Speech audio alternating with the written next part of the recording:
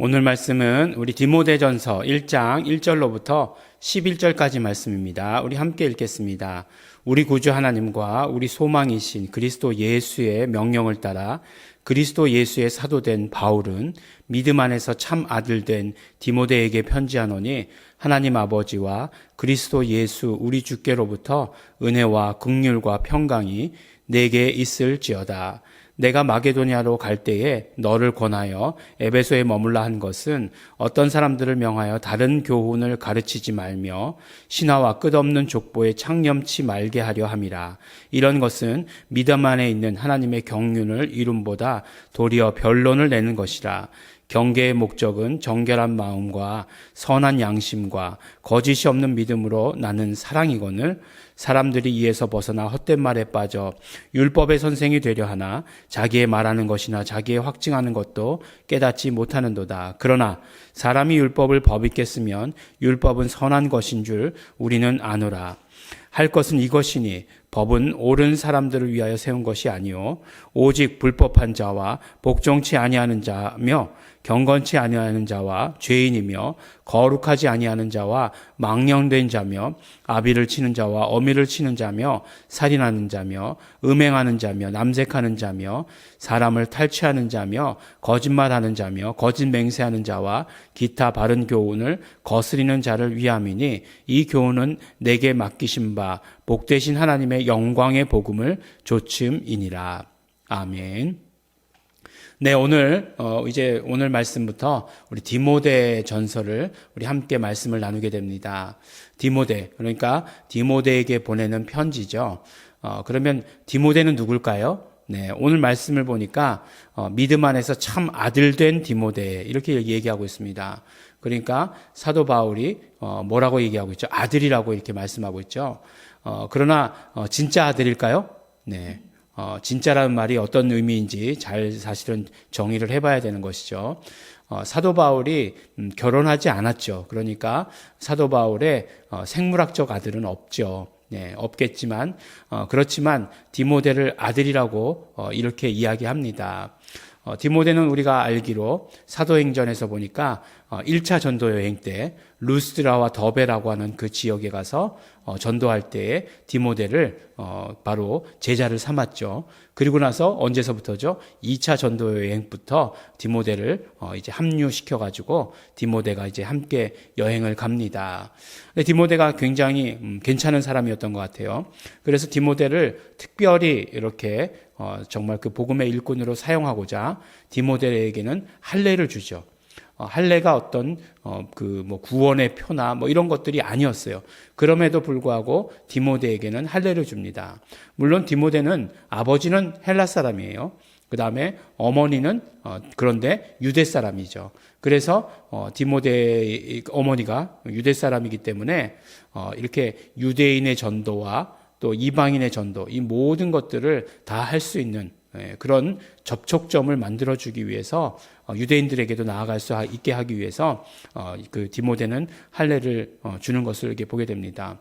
어머니는 유니게인가요? 예, 유니게라고 하는 우리가 아니죠. 유대 사람이죠. 네, 그래요. 네, 그래서 바로 그렇게 픽업을 했고 또 보면 디모데는 정말 그 사도 바울이 있어야 될 곳, 그러나 몸이 하나니까 두 곳에 있을 수 없잖아요. 그런 곳에 이렇게 파송해가지고 이렇게 그 디모데를 사역을 시켰던 것을 보게 됩니다. 우리가 그 데살로니가 교회에서 핍박이 있을 때에도 그렇죠. 핍박이 있을 때에도 바울은 먼저 이제 도망을 나왔죠. 그렇지만 실라와 디모데는 남아서 그 모든 일들을 이렇게 수습하고 또 사람들을 세우는 일을 하는 것을 계속했다라고 하는 것을 보게 됩니다. 그래서 디모데가 어디에서 사역을 했냐면 그 바울이 가장 그 전도 여행 동안 오래 사역했던 데가 어디죠? 그렇죠. 에베소죠. 에베소에서 사역을 했습니다. 그러니까 에베소도 사도 바울이 굉장히 중요한 곳이다라고 이렇게 생각했던 곳인 것 같아요. 그 당시에 큰 도시였고, 그 다음에 또 큰 크기뿐만 아니라 복음을 위해서, 복음이 전파되는 것을 위해서 중요한 거점 도시와 같은 곳이었기 때문에 에베소에서의 사역을 맡깁니다. 그러니까 사도 바울이 자기가 직접 하면 되는데 왜 맡겼나? 예, 그 옥중에 있으니까. 그리고 또 계속해서 옥에서 잠시 풀려났을 때에도 이제 마게도냐를 이제 여행하면서 이렇게 전도하면서 사도 바울이 이제 디모데에게 그 일들을 맡긴 거죠. 그러니까 디모데의 에베소에서 사역하는 일을 맡긴 거죠. 그래서 디모데 전후서 디도서를 뭐라고 얘기합니까? 목회서신이다라고 이렇게 이야기를 합니다. 그런데 생각해 보세요. 에베소라는 곳이 사역하기에 그렇게 편한 곳이었을까요? 네. 좋은 곳이었을까요? 네. 예, 그런 생각을 해봐요. 제가 이제 미국에 뭐 잠깐 공부를 위해서 이제 가서 있지 않았습니까? 그러니까 이제 그곳에서 교회를 다닐 때 이민교회를 다녀요. 그러면 이민교회를 다니면 많은 사람들이, 많은 이민자들이 교회에 나갑니다. 그러니까 많은 사람들이 교회에 오니까 이민교회가 쉬울 것 같다라고 이렇게 생각이 들지만, 예, 그렇지 않아요. 예, 왜 그렇지 않느냐 하면, 예, 굉장히 이민교회가 물론 이북에서부터 그 믿음의 뿌리를 가지고 미국으로 이민 가신 분들도 있지만, 그런 어떤 그 믿음의 연조가 굉장히 짧다는 거예요. 예. 그러니까 믿음의 연조가 짧다라고 하는 것은, 예, 어떤 교회의 생활이나 뭐 이런 것들에 대해서 익숙지 않은 거죠. 예. 그래서 뭔가 세상의 것을 가지고 교회로 끌어들이려고 하는 경향이 굉장히 강하다는 것이에요. 하지만 예, 한국에서는 적어도 교회들이 그러지는 않아요. 예, 뭐 어떤 교회든지 간에 그러진 않습니다. 그래서 그곳이 정말 더 쉬운 곳일까라고 이렇게 생각해 보면 전혀 그렇지 않다라고 하는 생각을 하게 되었었어요. 근데 이 에베소라고 하는 곳이 어느 곳이냐? 정말 많은 사람들이 왔다 갔다 한다는 것은 결과적으로 또 많은 말들이 왔다 갔다 하는 것이고, 많은 사상들, 또 많은 거짓 신들이 왔다 갔다 하는 곳이다, 모여 있는 곳이다라고 이렇게 얘기할 수 있는 것이에요. 그렇죠. 에베소라고 하는 것은 아데미 신을 섬기는 그런 곳이었잖아요. 그리고 또 나중에 요한계시록에 보면 뭐라고 얘기합니까? 에베소를 칭찬할 때 뭐라고 얘기하죠? 너의 행위와 너의 수고와 너의 인내를 내가 안다 라고 이렇게 얘기하시면서 악한 자들을 가만히 냅두지 않은 것, 악한 자들을, 그 다음에 또 자칫 거짓 사도라고 하는 사람들을 놔두지 않은 것, 그런 것들에 대해서 이야기하잖아요. 그러니까 얼마나 많은 악이 관영했는가라고 하는 것을 알 수 있는 것이고, 또 정말 기독교를 위협하는 여러 가지 사상들이 있었다라고 하는 것을 알 수 있는 거죠. 그러니까 그 디모데가 에베소에서 사역하기가 쉬웠을까요? 힘들었을까요? 더군다나 디모데는 지금 젊은 사역자예요. 예, 젊은 사역자가 그곳에서 사역하기가 쉬웠을까? 쉽지 않았을까? 예, 당연히 어려웠겠죠.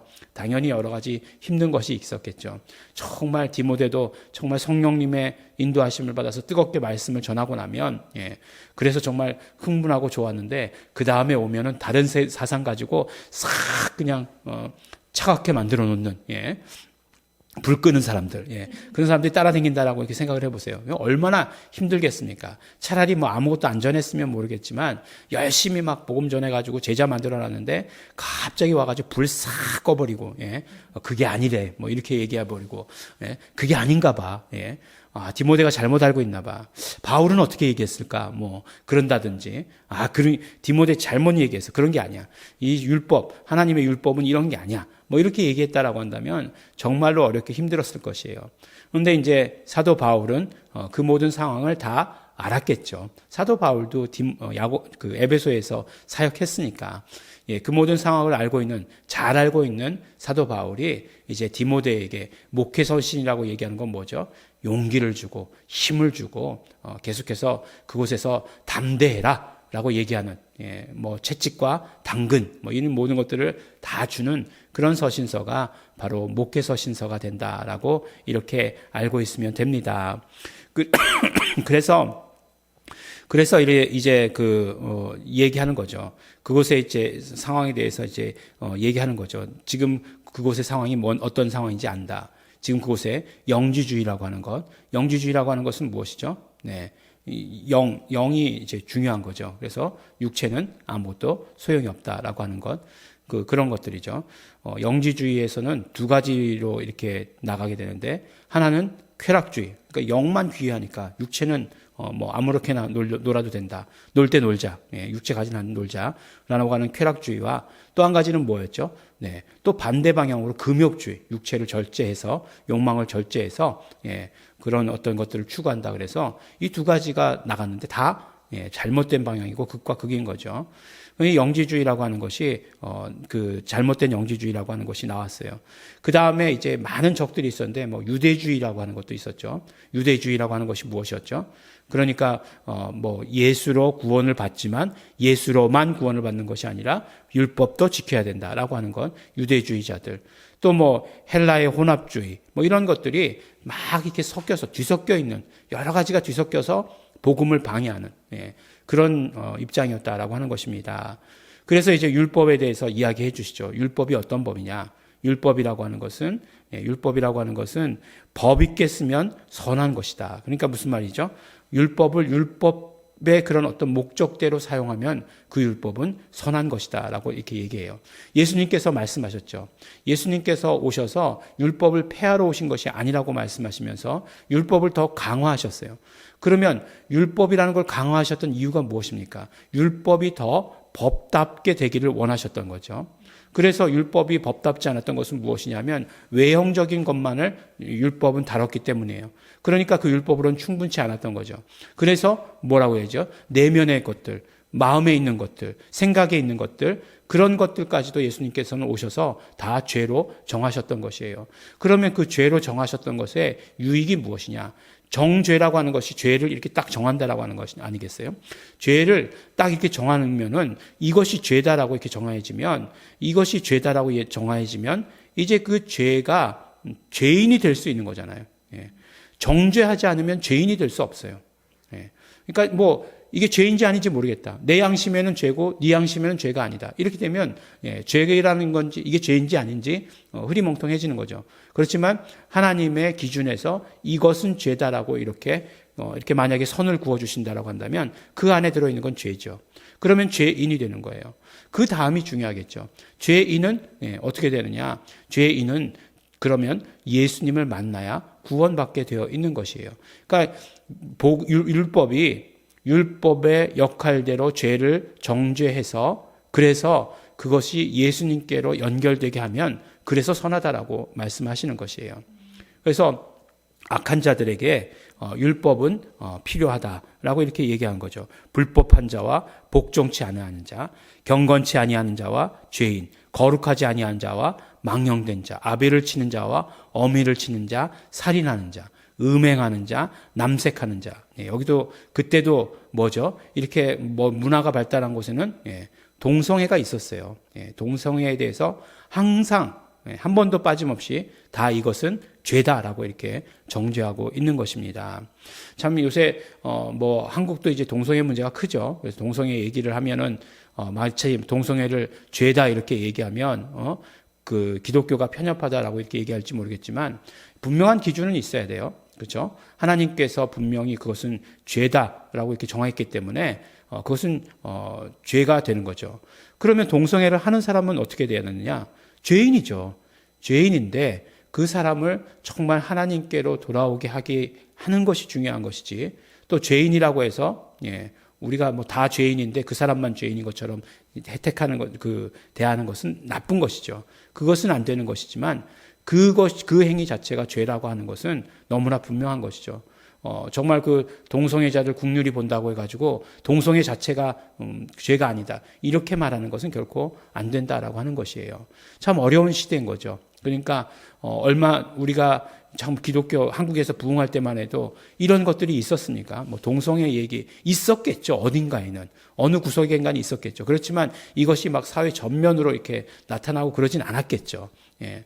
그런데 지금은 어떤 시대가 됐어요? 그런 것들이 막 그냥 더 활개치고 그것만 죄인가요? 뭐 다른 어떤 추잡한 죄들, 그다음에 뭐 마약하고 그다음에 뭐 대마초하고 이런 것들이 막 한국 사회에 막 전면으로 이렇게 나서고 있는 그런 때예요. 그렇기 때문에 참 디모데에게 용기를 준 것 같이 그렇게 용기를 주는 것이 너무나 필요하겠죠.